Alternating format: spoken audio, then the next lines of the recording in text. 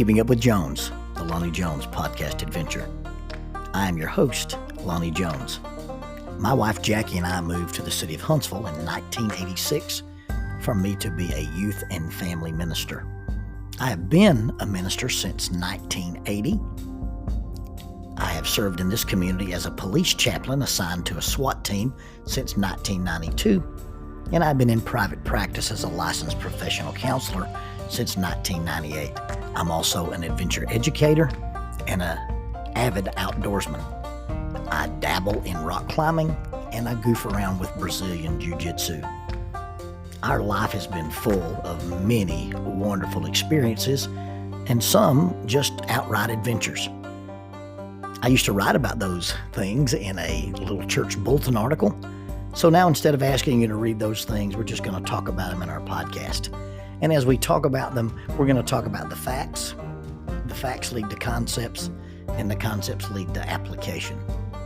One caveat about the facts is, for the most part, we're going to tell you the facts just as they happened. But every now and then, we're going to tell you the way other people have told us they remember it happening with a little bit of embellishment. It's all good, clean fun and for educational purposes. Thank you for listening, and we hope you enjoy Keeping Up with Jones.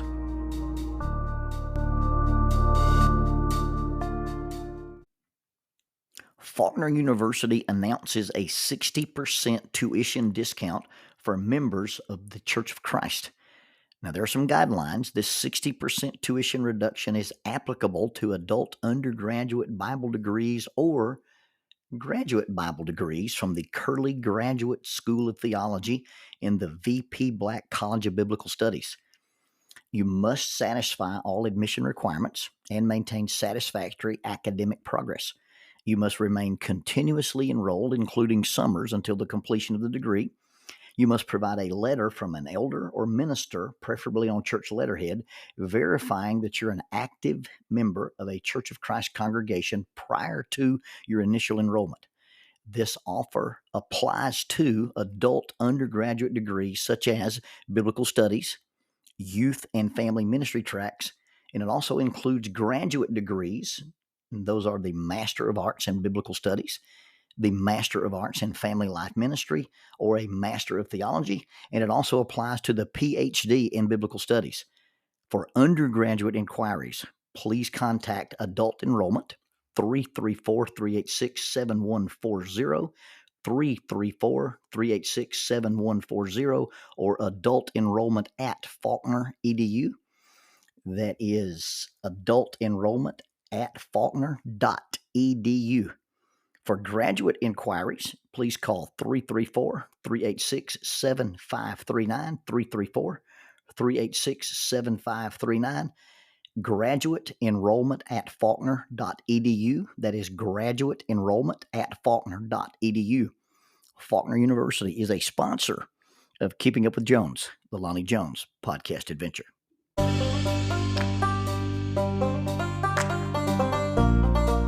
TKM Incorporated in Moss, Tennessee is a construction company that specializes in erosion control, seeding, and soil, hydroseeding, hydromulch, minor excavation, and silt fence.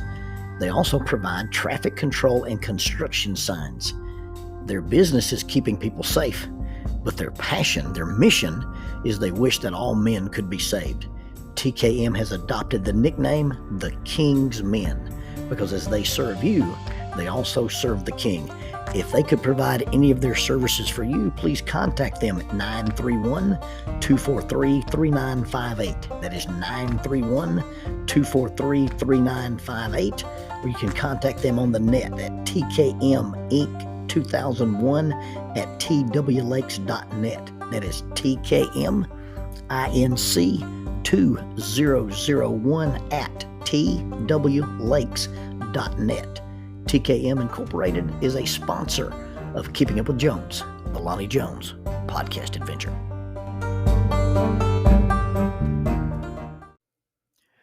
For the better part of my wife's teaching career, she was also a volleyball coach. Now, she'd earned her master's degree in kinesiology, and she worked really hard to earn this degree. And she did it kind of on the sports psychology side, more on the psychology than the physiology side. When I was in the hospital in Anniston, Alabama in 2009, she would take her little computer and go down to the local coffee shop so she could have a Wi-Fi signal, and she worked on her master's degree. Now, at some point she thought that master's degree, might parlay that into a coaching job at a high school or maybe even at one of the small local colleges. And she never did. She only ever coached either club volleyball, the Junior Olympic Developmental Program, or middle school ball. Now, I've always told her, I said, you do realize that the high school that you were the feeder program for only won state championships when you were the feeder program. She says that's not a fair comparison to make. Well, when she quit coaching at the middle school level, that particular high school became basically irrelevant in high school volleyball, and they didn't win any more state championships, or at least they haven't so far. Now, she was a very serious coach. As a coach, she was undefeated in regular season play.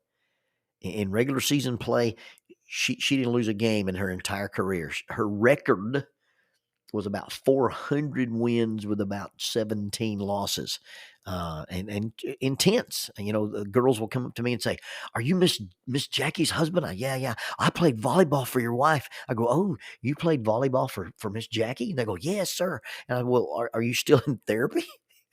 I've got a picture of her at the Atlanta qualifier, and she's standing there beside the court. She's got her clipboard gripped in her hand, and she's pointing, and she's got this look on her face, and those blue eyes are blazing. And I know what she's yelling. She's yelling, "You let a ball hit my court."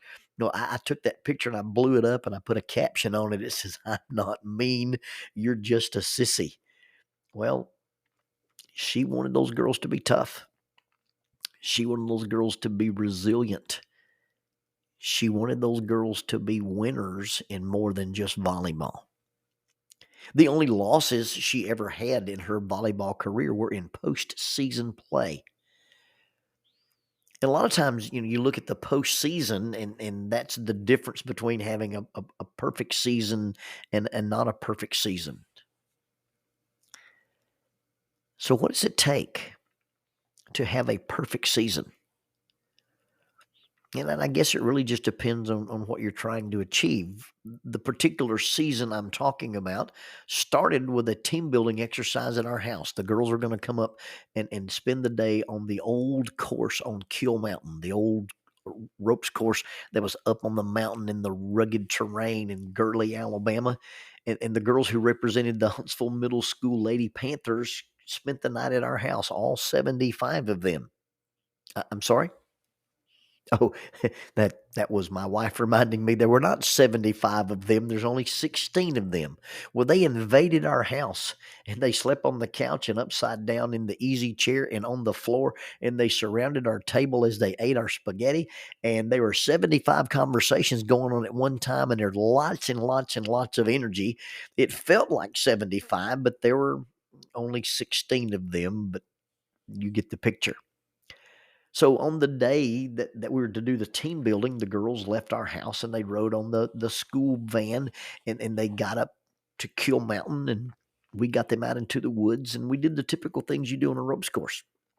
We challenged them to go beyond their limits. It's not how high you climb, but how far you go. We did team building activities that included trust and communication and cooperation and personal responsibility and integrity. Jackie had asked me to do this team building for them, and she'd really emphasized, "Hey, I want you to talk more about life than you do about volleyball." And so we had some very pointed discussions. We had some very specific activities designed so that we could talk about being winners versus just merely winning. We talked about not getting focused on mistakes and mess ups, but focus on what works. Be able to analyze what's not working, even if it means I'm the one that's not working, and be willing to recognize that, admit that, and change it. Now, the court work was done every day after school from 3 p.m. to 6 p.m. Thursdays were either game days or off days, but other than that, it was work, work, work, work, work. And Jackie runs a very hard practice. She runs a very efficient practice. There's very little downtime. She'll have multiple drills and multiple activities going on at the same time. And even in her practices, she gave the girls a chance of being able to control their own futures, because she would say, hey, we're going to complete this drill. If we get this many reps done in this many minutes, then strange and wonderful things will happen, which was going to be some kind of reward. Or if you fail to complete the job, then strange and wonderful things will happen. And those were exercises designed to make you better.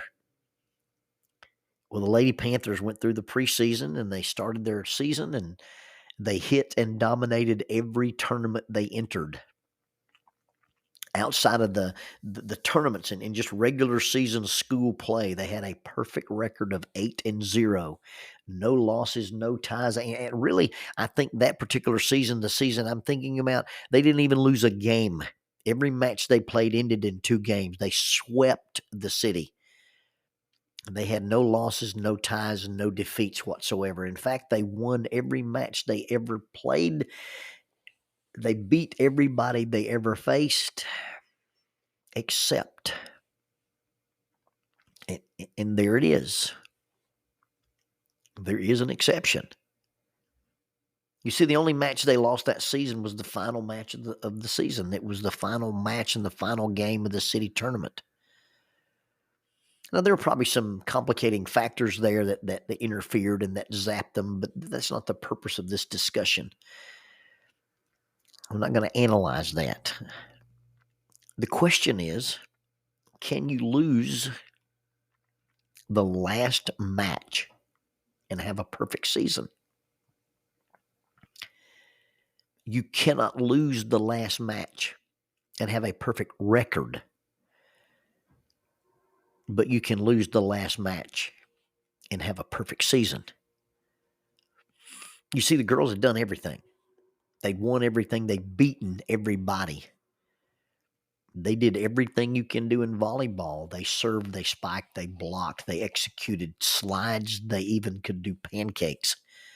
And that's not cooking. That's sliding on the ground with your hand flat on the floor and getting your hand between the ball and the floor so that an impossible ball to pass bounces off your hand. Yeah, middle school girls were running slides and pancaking. They even took their effort a little further, and when it came to the banquet before the city tournament, when they did their athletic banquet, they took the effort to honor their parents rather than themselves. They didn't just hand out awards and certificates, but they wrote poems thanking their moms and dads for life. They wrote letters thanking them for support and sacrifices and opportunities and for love. They did everything you can do in a season except lose. And then finally, in what some would have said is the biggest game of that season, they lost. How can you have a perfect season and lose? Well, maybe you really can't according to sports. But if your goal is more than volleyball, then maybe you can. A perfect record and a perfect season are not always synonymous. If your focus is just winning games, then after losing one game, perfect goes out the window. It doesn't matter if the first game of the year, the third game of the year, the last game of the year. If by perfect you mean it's just winning games, if your focus is just points, then the first time you come up short and you're not the first one to 15, then perfect goes out the window. If, however, your focus is not on the things that you can't control, but on what you can control. If what you're trying to teach is unity and character and poise and courage and integrity, then maybe you have to lose in order to have a perfect season. You see, perfect in the Bible rarely means flawless. It means complete. It means mature.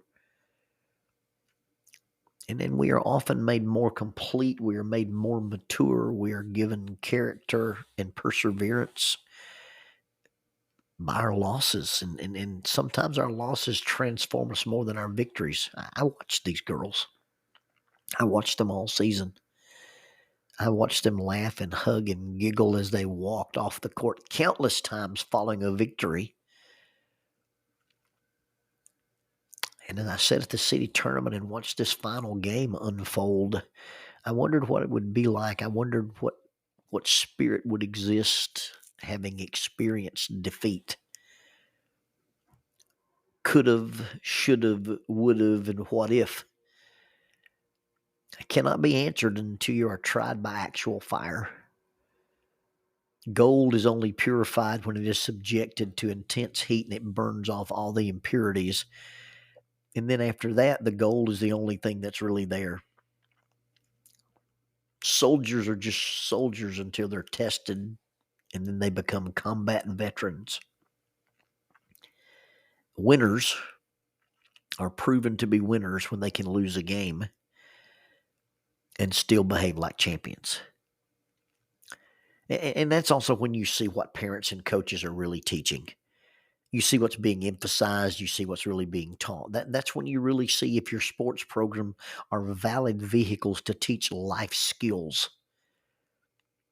I was there, and I saw them lose, and I still saw a group of champions. A perfect season, not a flawless record. But a perfect season, yeah, I really think so. You see, don't confuse winning and losing with success and failure. The question to ask is not, did the things turn out like you expected or hoped them to? But when you experience the adversity and the difficulty and the disappointment, did you turn out? Did you behave? Did you respond like you were expected to?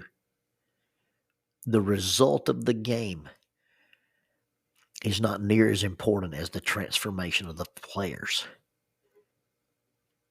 If we don't learn that, if we can't distinguish between winning and losing and real success and failure, if we can't learn that lesson, then we'll never have a perfect season.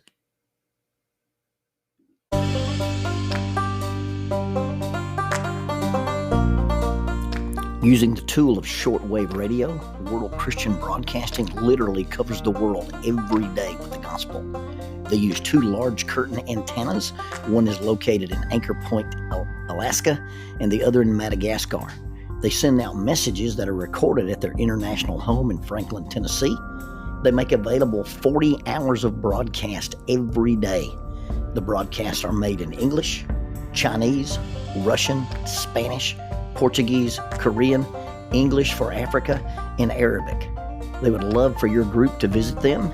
You can bring your ladies group, your youth group, or your men's group. Just give them a call at 615-371-8707, 615-371-8707, or you can go to 3Ws worldchristian.org, find the Donate Here button, and make a financial contribution to support this work that literally covers the world every day with the gospel. World Christian Broadcasting, in cooperation with Keeping Up with Jones, the Lonnie Jones Podcast Adventure.